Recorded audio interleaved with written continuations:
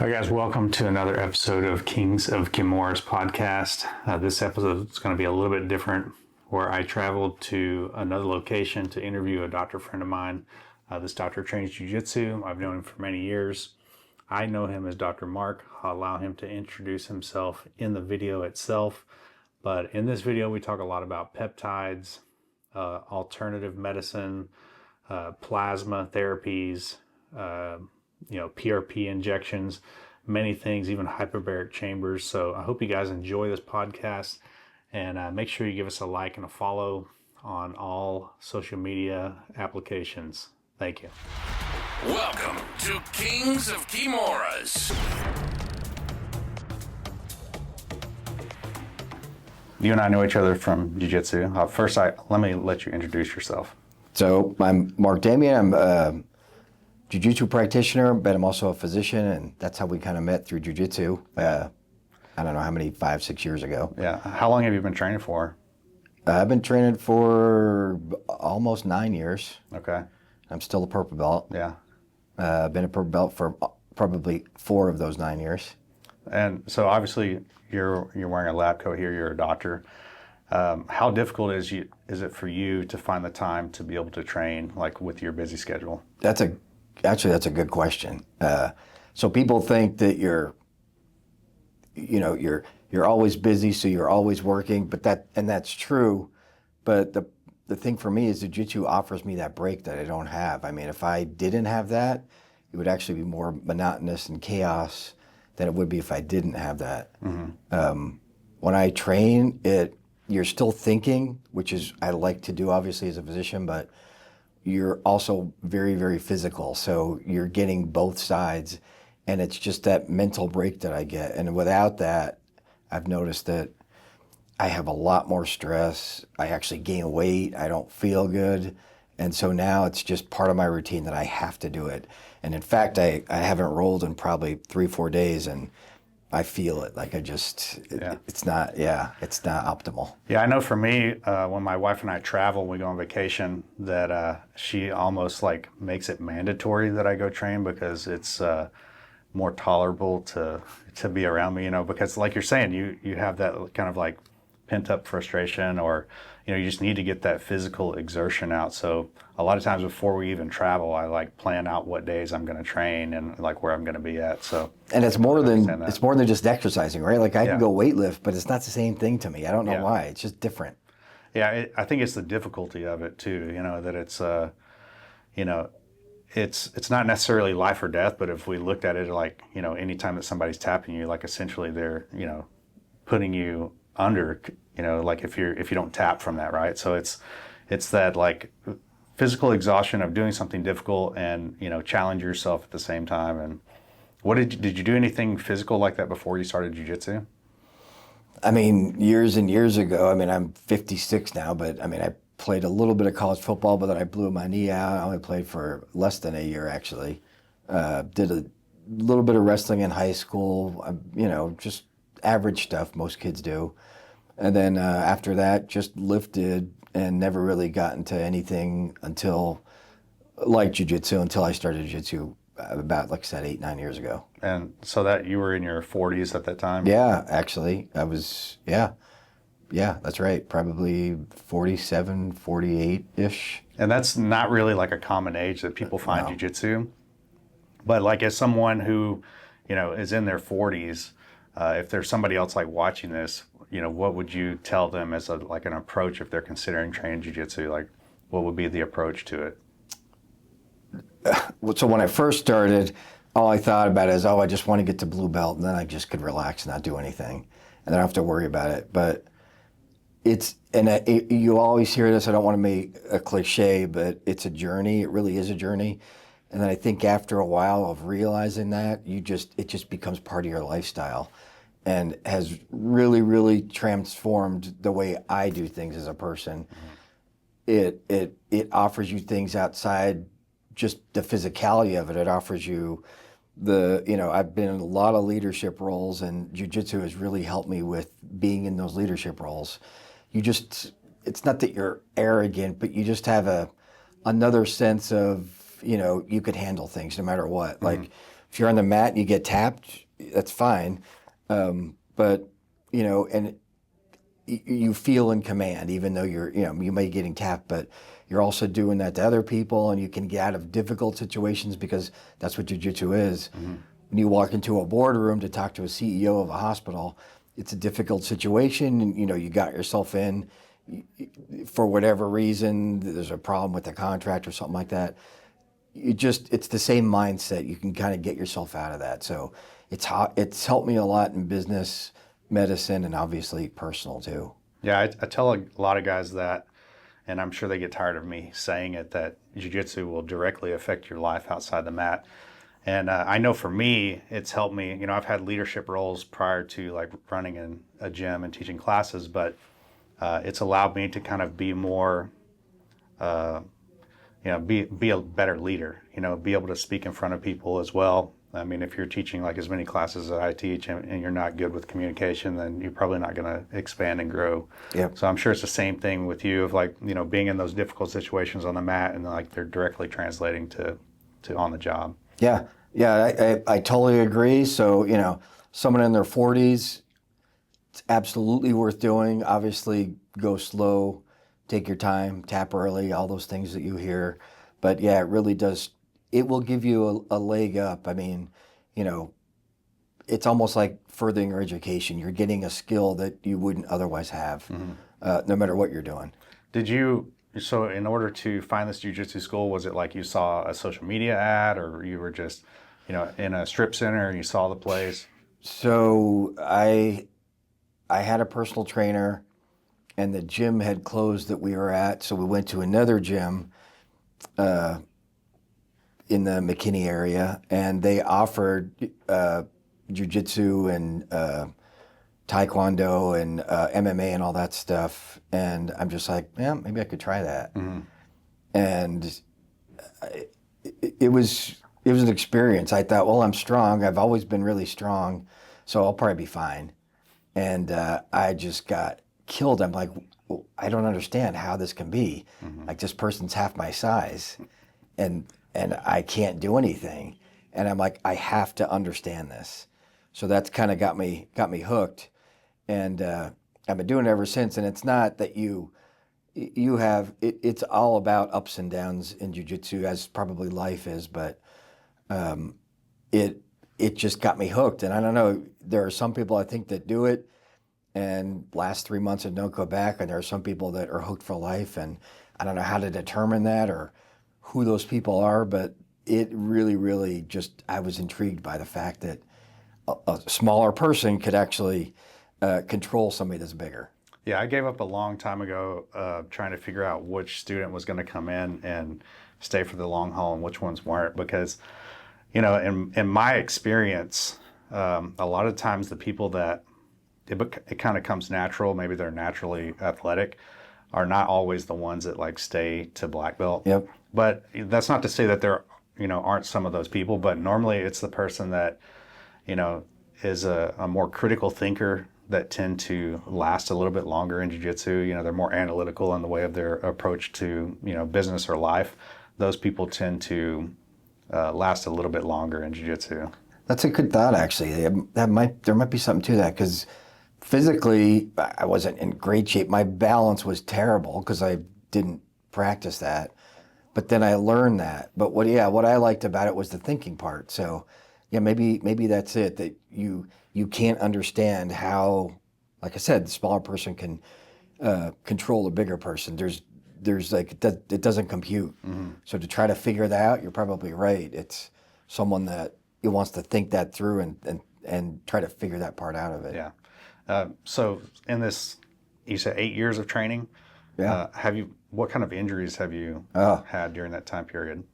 So my first injury was my first ever tournament, and I was a white belt. I don't even think I had a stripe, but it was down in Dallas. It wasn't even IBJJF. It was some other tournament they had, and it wasn't structured very well. And there was nobody in my bracket, obviously, because I was older. Mm-hmm. It was 220 pounds, again, 47. So I think it was fight to win, maybe. Anyway, but the person that, the next person that was in my bracket was 35 and he was like 240 pounds.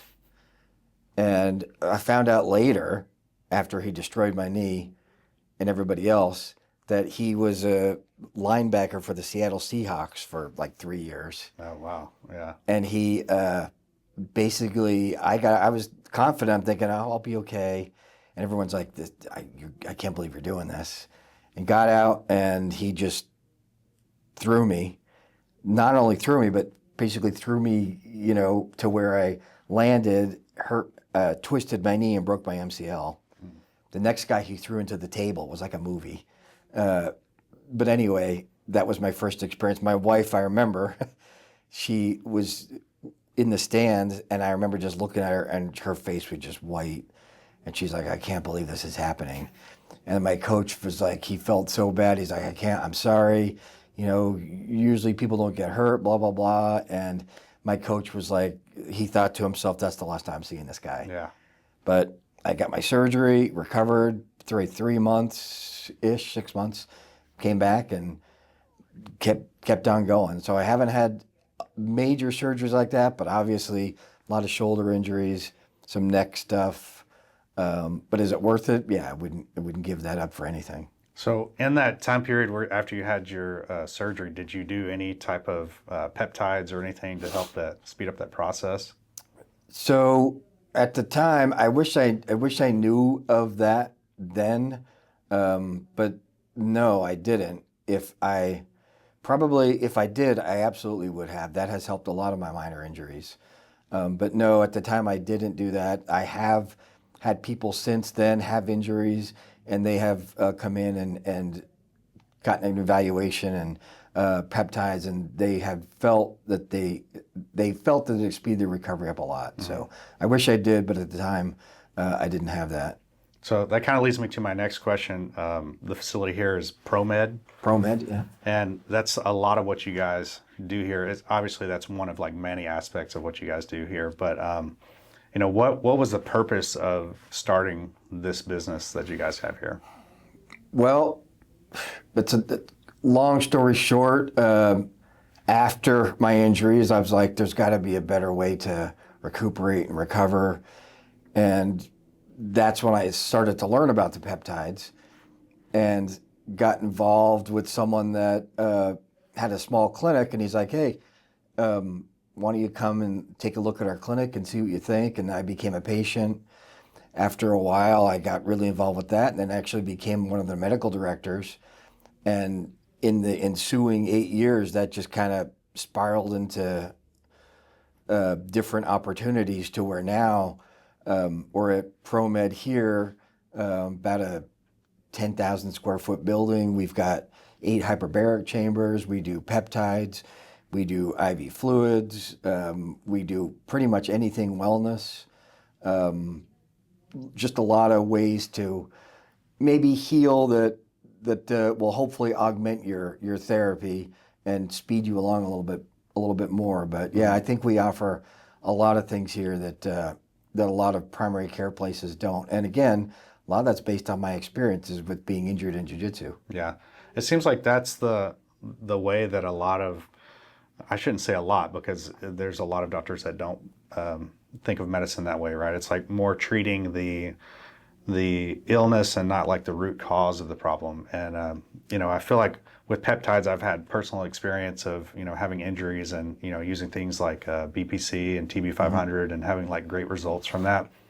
And it's good to hear that you as a physician are like understanding that it's better to treat people with stuff like this, at peptides that are like a little bit more safe than typically treating somebody with like a medication or something, right? I think that's true. I mean, obviously, I'm not going to make statements that it's going to cure your cancer, you're going to, gain 50 pounds of muscle and all that stuff. But I do a lot of traditional medicine. I actually teach residents in an internal medicine residency program, so I'm well versed on training physicians, and we really don't get that part of medicine. It wasn't until obviously after my injury in my 40s that I even knew that world existed. Mm-hmm. And now it's a lot of places. And my biggest thing with a lot of the peptides is make sure you're doing it safely make sure you're doing it in conjunction with the licensed physician that actually knows what they're doing, because there's a lot of things out there that really, may or may not be safe, and having someone that's in that realm and also knows medicine, I think, will get you a lot further than just kind of guessing on your own. Right. And there's, anybody can go online and search, and there's like thousands of websites that sell peptides. And, you always run that risk of getting something that either is not like clean or maybe not even what it actually says it is. So, obviously working with a physician and getting pharmaceutical grade is going to be your best option for that. Best option. And hopefully a physician or a nurse practitioner will be able to figure out what your needs are.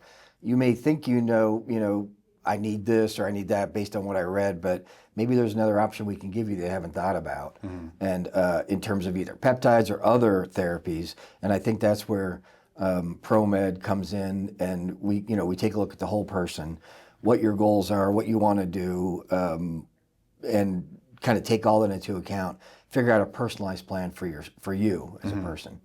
How did you get into practicing medicine? Like, was this something that you kind of like always wanted to do your whole life? I know there's, people that say, they want to be, a doctor or, a lawyer or, a fireman. Is that something that was always on your radar, or was that something that you decided to do in life? Honestly, I wasn't, my mom was a nurse, so I've always respected doctors. I thought I wanted to be a doctor, but I was never really sure. And then I grew up in the 80s when Top Gun came out, and I thought I wanted to be a pilot. Went to school and college. I told you I played for a little bit until my knee injury. My grades plummeted, and whether I wanted to be a pilot, a doctor, or whatever it is I wanted to be, it wasn't gonna happen unless I actually figured out what I wanted to do. I'm very, very, very good at being self-motivated and very focused. And so I decided to leave all that, kind of give up that part of my life and just focus on academics. And I was like, what job can I do that's got good longevity, that I could really help people, and I can make, decisions that will affect people's lives for the better. And so that's when I came to medicine. And that was probably my second or third year in college. Then I, did a lot of prerequisites, went to medical school. At that time, again, my thought was I want to know everything, try to help as many people as I can. So internal medicine came up, did my internal medicine residency at Mount Sinai in New York City. I'm from the East Coast, the Philadelphia area. Always spent time on the East Coast. Was in New York City, 9/11 happened, and I just wanted to get out of the city. I wanted to get out of the East Coast. I thought I was going to go teach in Boston, but since that tragedy happened, I called up a recruiter and said, get me anywhere out of the East Coast. And he said, I got a perfect place for you, Mississippi. And I was like, wow, I've never been to Mississippi. It's worth just a free ride down there. I'm sure I'll just go there just to see what it's like and fly back. Did it, and I went down there, and I loved the place, and I loved my partners. I had two pulmonologists, a cardiologist, and an internist, and they were like my family for 10 years. I learned more about medicine than ever, and that really catapulted my career. I did clinic, and then I did hospital medicine, decided I like hospital medicine better, did hospital medicine, got to be medical director, the hospitalist. The CEO in Dallas called me up and said, hey, our program is suffering. We need you to come in and help to turn the program around. Came in there. We went from, I think, 3 or 4 hospitalists at the time, actually 8 because it's 2 shifts, up to now it's 34 hospitalists. Got promoted from that to regional director. From regional director, I learned a lot of skills, went to London School of Economics and learned some leadership, learned some things about finance. And then after that, decided, I could probably do this on my own. So that's when I started a wound care company, mostly mobile, with the fact and the premise of trying to keep patients out of the hospital as a hospitalist, and being kind of involved in a hospital it's very important that once the patients get discharged, that they don't return, that they're well enough, obviously, to go home, but hopefully they don't have a problem or an issue that has them return back to the hospital.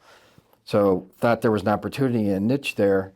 I met my partner Alex, and we started a mobile wound care company, and that was 2.5 years ago, and it has just blossomed into, now we have 3 sites, Fort Worth, Irving, and then here at ProMed, our main area, and still have the mobile part, but there's ProMed, and then there's Precision, and now they're kind of merging together to have that mobile arm, and then also the clinic part here. Mm-hmm. So it's been a great journey, and I tell you, I really love the wound care part. So the mobile part of the company is for, I'm assuming, patients that it's like difficult for them to get out of the house. Right. That's right. Yeah, they can't leave. Sometimes they can't even make it to the doctor. So they'll call us up, and we go everywhere, pretty much everywhere in the state of Texas. For sure, in the Amarillo, DFW, down to Austin and San Antonio, a little bit of Houston, but that kind of main swath of Texas is where we're mostly at. Mm-hmm. And yeah, I just love doing that. We've got a couple nurse practitioners. I'd say a couple, we've got 6 nurse practitioners, about 7 or 8 MAs, and they kind of go out, and we don't do, I know people hear wound care, they hear grafts, and that's not what we do. We do a lot of aggressive ultrasound debridement that usually you could only get in the hospital. We made a way to make this actually mobile and go to the patient's homes with it. And our heal rate is about 11 weeks. Our return to hospital rate is less than 5%. I think it's less than 2.5% in the last 6 months. Our complication wound care, our complication and wound infection rate is it usually hovers around 6%, which is actually pretty good. I'm very metric driven. A lot of wound care companies aren't, but that's probably our biggest success, is looking at metrics, and our metrics are pretty good. We worked very hard to get where we're at. So, and I think our success kind of shows in where we've been the last couple of years. Yeah, and like you said, you started that from scratch, right? And now you've expanded into this huge building. And I took a tour around earlier, a small tour, and kind of saw, some of the facility, and, what you guys are doing here is really cool. I think that more, modern medicine is going to transition into things that are more longevity driven, instead of, like I was saying earlier, just treating, the base issue, So. No, 100%. I mean, a lot of it, I think we are seeing that transition into where it was kind of chronic care management, where your diabetes kind of controls your life. Now it's more about maybe getting that managed and moving on, and maybe even getting past that diabetes part, losing the weight, getting more in shape, taking your life back, taking your control back. That's what I love about this job. And again, it's almost like jiu-jitsu. You have to kind of fight for everything, but man, it's worth it in the end when you do succeed and you are doing what you want to do, and you're not at home just kind of waiting for something to happen. You're making that happen. And so taking that first step is important. And that's kind of the whole premise of why we became what we are. So I want to talk about a little bit more about jiu-jitsu. Obviously, after that first competition you had, you haven't competed again? No, I've competed again. Oh, that's right. You did Master Worlds, right? A couple. Okay. Well, I didn't do Worlds. I wanted to do Worlds, but no, I've done a couple. I was actually signed up for this most recently one, Austin Open, but for some reason, they had the purple belts on Friday, which usually I travel on Friday and compete Saturday, but so unfortunately I couldn't do that. And then I missed the deadline for Dallas Open, but I was working, so I couldn't do it anyway. So yeah, the last one I did was Austin Open.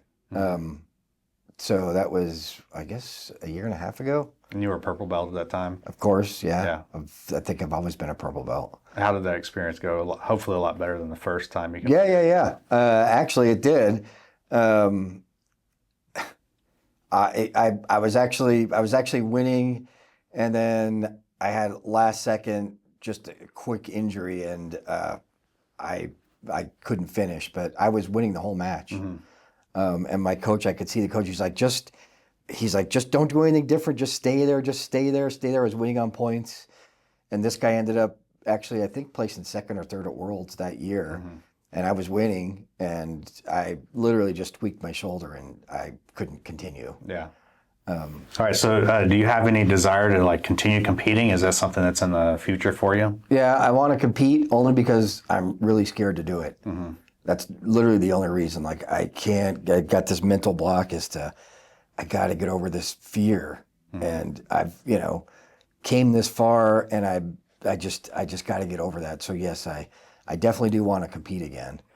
Yeah, I think a lot of that, because I think every person that's ever competed, even I know high-level athletes, like they're afraid, but it's like more of the fear of the unknown of like what can happen in the match. And I can't tell you like how many conversations I've had with my athletes where they're telling me like, well, if they do this, I'm going to do that, and if this happens, I'm going to do that. I'm like, honestly, when you get in there, probably none of that stuff is going to happen, and it's going to happen so fast that, what people don't realize that have never competed is when you step onto the mat and compete, when you finally like lock up with that person, all of that fear is kind of gone, right? You're very in the moment, and I think that's what I know is like always drawn me to competing, is that, there is that fear of the unknown, but I always know that once we get out there, that all of that stuff is like gone, and you're just very much in the moment, Yeah, it does. It definitely does. But it's that, and I've done several competitions, and it's still, I haven't gotten used to that yet. But yeah, when you're right. When you step on the mat, it just seems like it disappears. But it's that part of them leading up to going on the mat. Yeah. Even just a week or two before that, you're just thinking, and then you overthink too much, and that's, you beat yourself. Yeah. So yeah, I'm still trying to work through that. I got that book, Don't Breathe. Oh yeah. Or Breathe, right? Breathe is a The Breathe. one from Hickson. Yeah. That's a very good one. Yeah. So it's supposed to be good. I haven't finished it yet, but yeah, there's another really good book that it doesn't really relate to like directly competing, but it's the David Goggins' first book. I don't remember if it was Can't Hurt Me, or I think that's what the first one was called, but he talks a lot about, like, obviously he went through like the Navy SEAL program and failed several times in doing that, and had like a traumatic childhood, but he calls it his mental cookie jar. So anytime that he achieved something very difficult in life, whether it was something simple as like completing a race, or going through the SEAL program, he kind of stores that back for later. So when he is dealing with something difficult, and I always use that concept later on in my competing of like, hey, I've already been here, I've done all this training, I've done all this heavy lifting, I've competed several times, like tribulations in life, like this has allowed me to get to this point. So if I've made it through that, I can definitely like push myself through this. And there's a lot of great books out there like that. The Hickson is another great one where, he was one of the best competitors of all time. And what ended up really taking him out of his competition career was the loss of his son.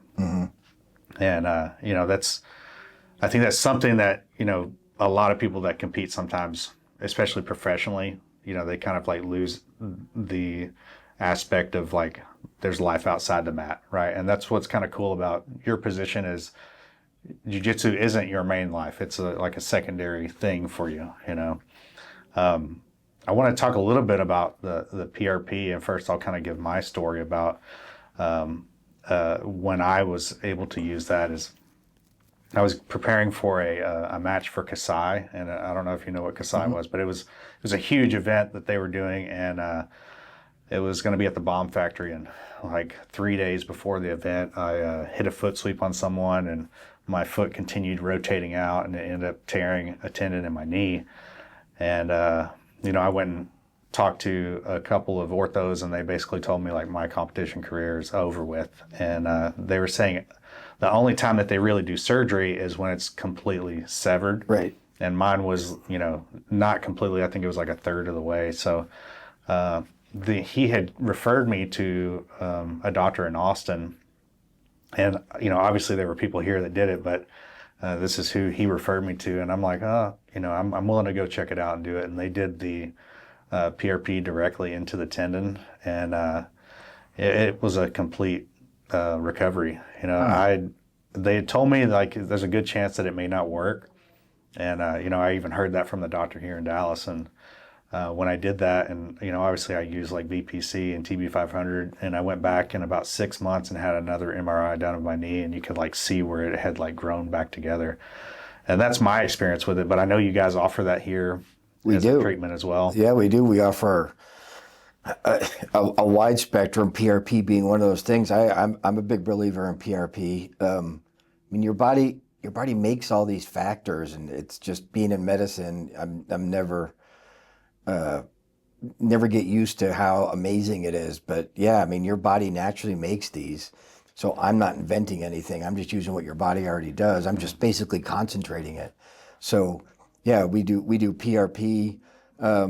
We even do, which isn't very common at all in terms of the amount of people that can do it, but we're one of the lucky people in the Texas area that I think there's 4, maybe 5 people in Texas that are offering what's called young plasma. I don't know if you've known much about that, but it's very similar to PRP, but it's taking the interleukins and all the growth factors and all that from someone that's in their 20s, someone that has all that naturally, because as you get older, you start to lose that, and takes their plasma, spins that down, and then we exchange that for your plasma, put that in you. It sounds simple, but it's actually a lot more complicated. You have to be the right blood type and all those things, and it uses a plasmapheresis. It's very sterile. It's supervised by a physician, but that actually is kind of getting like PRP for the whole body. And we've had some good results with that. Again, anecdotally, I've heard that it actually has some help with Parkinson's and actually Alzheimer's. So I think that's promising. I know the FDA has looked into that and had said that they weren't sure that it's 100% safe. There's been a lot of controversy with that, and I think it's coming back around again with the new administration and peptides and all that.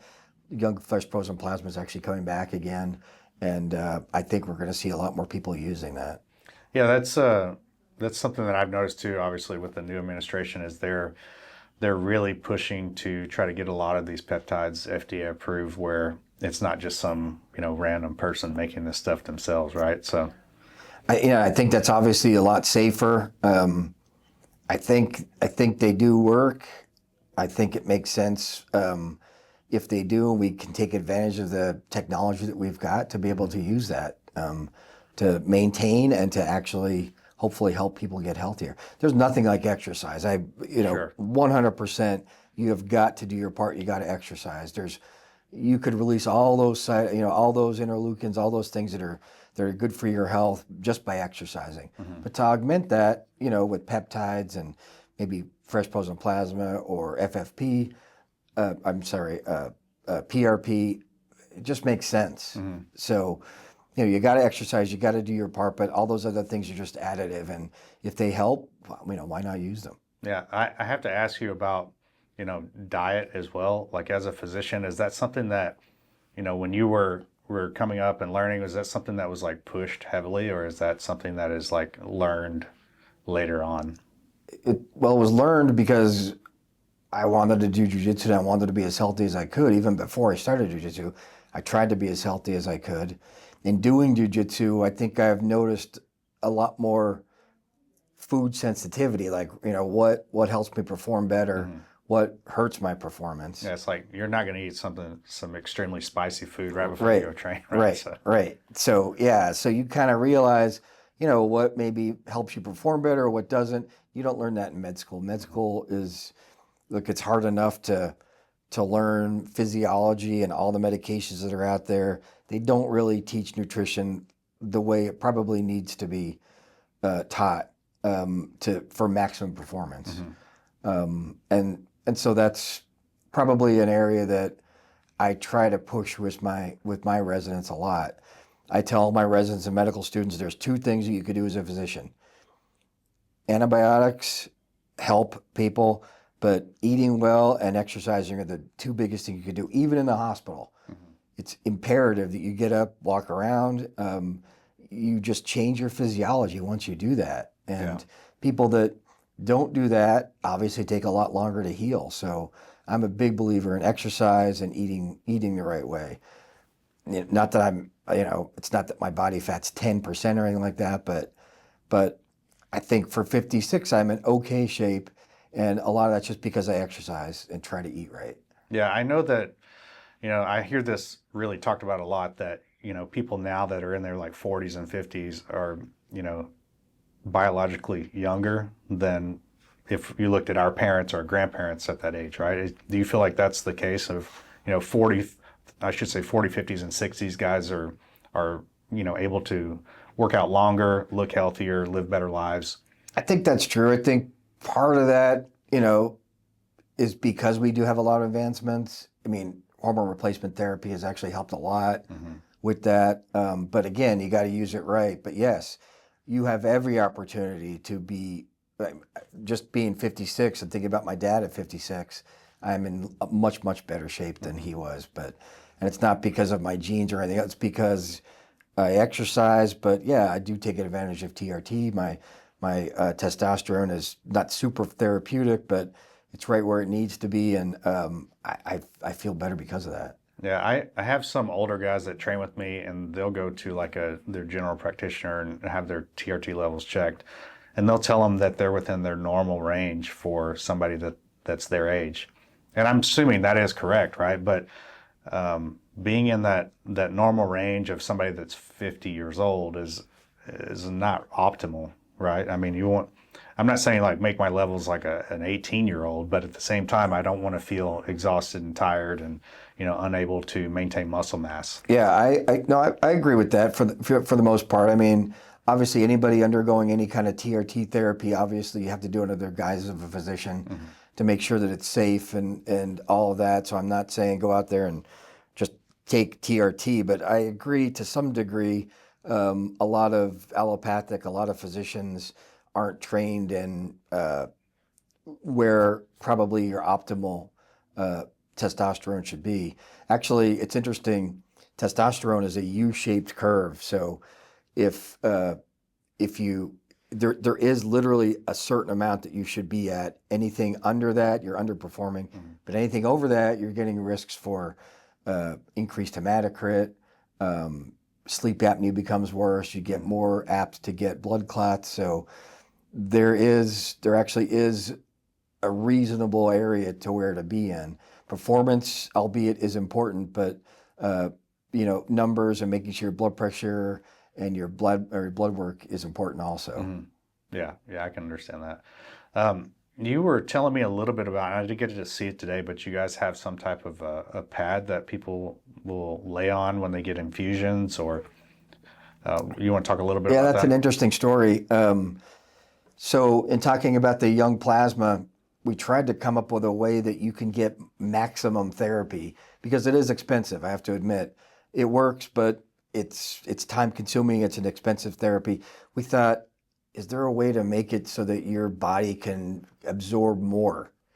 And so I partnered with a cardiologist who has a lot of inventions, a lot of patents. He thought about it literally for months, and he came up with something that's actually an older device and is FDA approved. It's a mat that uses magnetic therapy, and what the magnetic therapy does is that it opens up your vasculature, and it allows more blood flow to areas that don't normally get optimal blood flow. And then theoretically, you put the IV in and you absorb more IV into the tissue based on using this mat. So you open up the theory is you open up the vasculature, you give an IV, whether it's vitamin C, magnesium, glutathione, just depends on what you're giving. Open up the vasculature, you give the IV, and then you close the vasculature and let that kind of percolate. So based on the molecular weight, let's say glutathione is probably one of your biggest ones that people get. You could increase levels theoretically up to eight times the normal you would get in your blood level. So it actually gets to where it needs to be. Instead of just being in the blood and getting rid of it, your body gets more because it goes in the tissues where it's needed. Is that something that you guys are going to offer for people to purchase? Yeah, we're working on it's called quantum therapy, and the magic isn't in the magnetic part of it. The magic is opening up the vasculature, timing it right in conjunction with your BMI and what you're giving. Okay. So what we're looking at is you put in all your metrics in this app. You get then a coin or a token. You take that to anywhere that does quantum therapy, and then just program that into the machine, and then give the appropriate IV and whatever you're getting based on those calculations. Yeah, I didn't know if it was something that would like eventually be for sale for the public. That way, because if you're taking supplements at home, like everybody knows, there's a certain percentage of that just passes right through your system. So I didn't know if that would be something that you guys considered. Yeah, I really haven't thought of. I don't know, and we haven't done. The studies. Granted, we are doing studies on it's called homocysteine to look at homocysteine levels. It works IV, at least theoretically works IV. I don't know if it would work the same way if you take a pill. Would you get more absorption? I don't think that would be the same thing. This is more based on IV because you're going in the bloodstream, right? Yeah. If you take it by mouth, it's going to go in the stomach and that's going to dissolve. So I don't think it would work that way. But interestingly, this mat is used for physical therapy to actually, again, open up the vasculature, get more blood flow to the muscles and all that. So it's actually used. We're just using it in a different way. Okay. Do you guys do the red light therapy? Have you guys? We do all that. Yeah, we do the red light therapy. We even do, at least in the next month, we'll be doing hyperbaric oxygen. So. With the real machines, the 2.5 to 3 Atmos type machines. So yeah, I got a chance to take a look at those, and it's pretty impressive back there. That. Yeah, we've got 8. We'll probably start out just with using 3 at first, but it's going to be exciting because of the wound care. It obviously makes sense to get hyperbaric oxygen. It's great for patients, but there's been some anecdotal evidence I've seen that actually helps recovery too. So let's say you're an athlete and you want to speed up your recovery time. Like I said, I've seen anecdotally where that actually will help speed up recovery time. I mean, it makes sense. You're getting high concentrations of oxygen under a medically supervised physician. Right. You would think that it does help. It makes sense anyway. Yeah. What are your thoughts on NAD? I've personally had NAD injections myself. I do something called NMN as well, which is supposed to convert to it's a precursor. It's supposed to convert to NAD in the system, and that's something that I take every single day. It's just something I picked up a couple years ago, and since then I've taken it, and I've had the NAD infusions a couple of times, and the way they explained it to me is like, obviously you have NAD in every cell in your body, and then as you age, you have less of that. But every time that I've done it, I always feel, if I have some kind of injury in my body, I feel like a superheated area where that, NAD is, I guess, supposedly going. Is that more anecdotal, or is science behind that? I know we do use NAD here. I don't have a whole lot of peer-reviewed studies that talk about NAD. My wife takes it. She swears by it. She said her energy levels are a lot higher. She feels much better with it.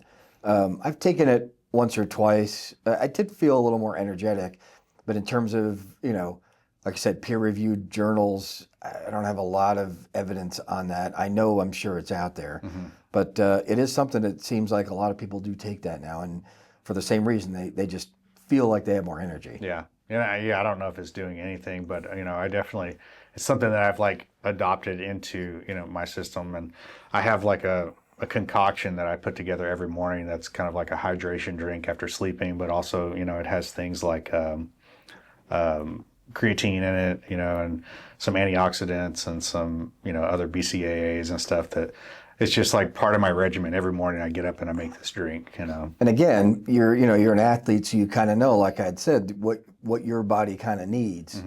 And again, some people that maybe aren't athletes don't know that, and if they they want to get some more information on that, we'd be glad to talk to them down here at ProMed. But like I said, it's just amazing how many new products there are out there, how many new ideas that are out there. The market is expanding. Just do it safe. But yeah, I'm a big believer in a lot of those supplements. I think they do help performance. Yeah. Well, I think we can wrap it up there. We spent a good time talking here, and I just want to thank you for letting me do this. It's been a lot of fun, and we'll come back and we'll do it again. Sounds good. Okay. All right. Thanks. And that's a wrap for today's Kings of Kimuras episode. Thanks for joining us on this epic journey. Remember to keep training, stay curious, and always be ready for the next adventure.